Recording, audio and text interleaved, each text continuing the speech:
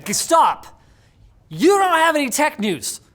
I won't allow it. No. Sit down. Don't look at, you're not talking Sit to me, down. I'm talking to them. I got the tech news. Okay. It's finally happened.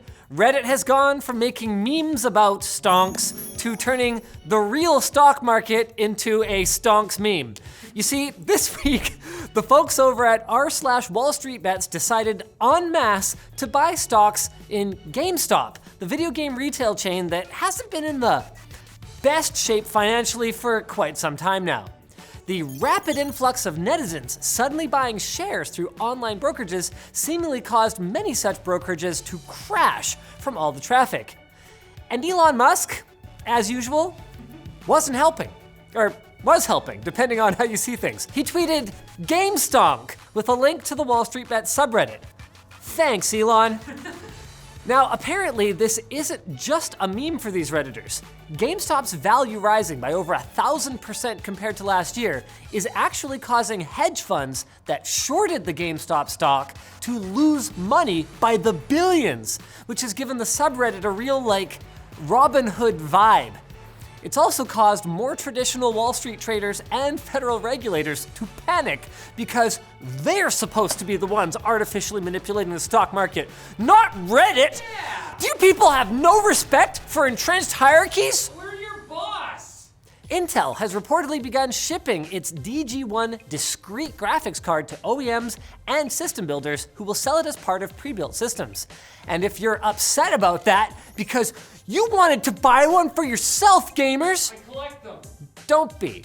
Although the DG1 uses the same Z graphics architecture found in Intel's latest mobile processors, it is actually, excuse me, less powerful than the top-end laptop parts, with only 80 out of 96 execution units enabled and 4 gigs of LPDDR4X memory. DDR4X? Plus, this thing won't work in systems that don't have a 9th or 10th gen Intel CPU because they require a special BIOS to function. Special BIOS? So, no. Special one. No, you will not be making a Frankenstein AMD CPU Intel graphics monstrosity of a computer, at least not yet. Meanwhile, Intel graphics chief Raja Koduri shared an image of Intel's Ponte Vecchio? Yeah, thanks. The largest chip in the Z family, and showed off its chiplets. Oh my. Now, this thing's meant to be for data centers, not for gaming. So, you know what my take on this is? Rude, okay? Rude. Throwing this in our face, it's like, I just want a gaming PC, and you're saying, no, you either get a Game & Watch, or you get a game-altering supercomputer. Yeah. Nothing in between. I want the middle. I want the Oreo, right? I want the icing. Take the icing out. Frosting. Yeah. Sugar, it's sugar. And Sony has announced its latest flagship mirrorless camera, the A1, for $6,500 US.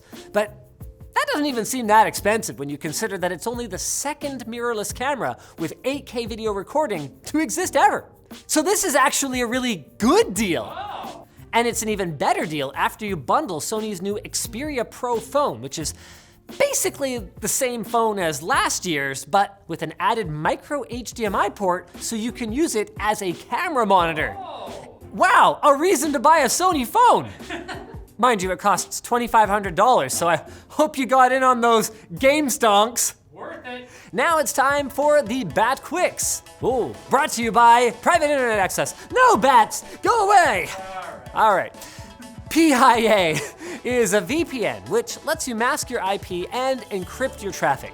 PIA offers over 24,000 servers in 77 countries and has no bandwidth caps. It has configurable encryption levels and a kill switch to keep you in control of your connection. So when combined with private browsing best practices, PIA can make websites and services think that you're in a different country. Where are you? You can connect up to 5 devices at once, whether they be Windows, Mac, Android, iOS, or Linux with a single account, and PIA's Mace feature blocks malware and tracking domains. Try it out at the link below with a 30-day money-back guarantee. Here, I made you these Bat Quicks.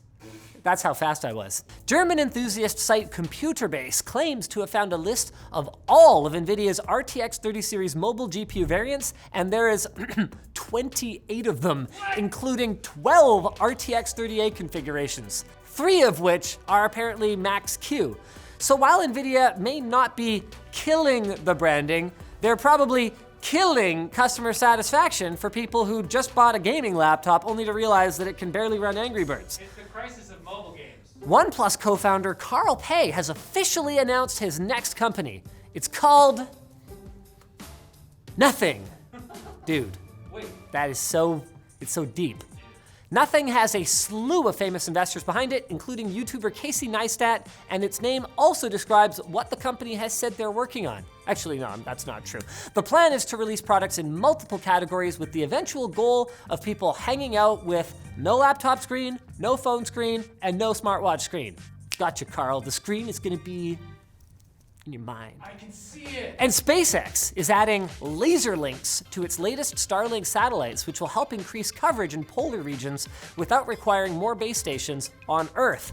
And I'm sure that these laser-equipped spacecraft have nothing to do with the fact that Elon Musk has been bashing Jeff Bezos and Amazon on Twitter over their plans to launch a competing satellite internet service. Nothing at all. It's gonna get exciting. An automated bot on the secure messaging service Telegram has been selling access to a database of 500 million Facebook users' phone numbers, which leaked in 2019. Well, thank goodness. We all escaped WhatsApp and found Telegram, right? This bastion of security and privacy. Feels so safe. But hey, you can always use Signal, or at least you'll be able to when their app starts working. You know what? Screw it. Fine, Zuckerberg. Fine. You win. We cannot block your spoil. And finally, a recently unearthed Nvidia patent, also from 2019, describes a game controller with a third pair of trigger buttons and a trackball instead of a second joystick. How is this even news? It's hard to believe that Nvidia would try this after the Steam controller's very short heyday, but I don't know. Maybe this is the way console players will even the odds in online shooters. I believe in you guys. Never give up. But we are gonna give up filming this episode because honestly, we're just not that good at it. Come back on Friday for our next attempt at finally delivering the tech news in a way that's informative and entertaining. And you're doing great. Pro tip, by the way, the crunchiest stories are usually at the end of the week. No.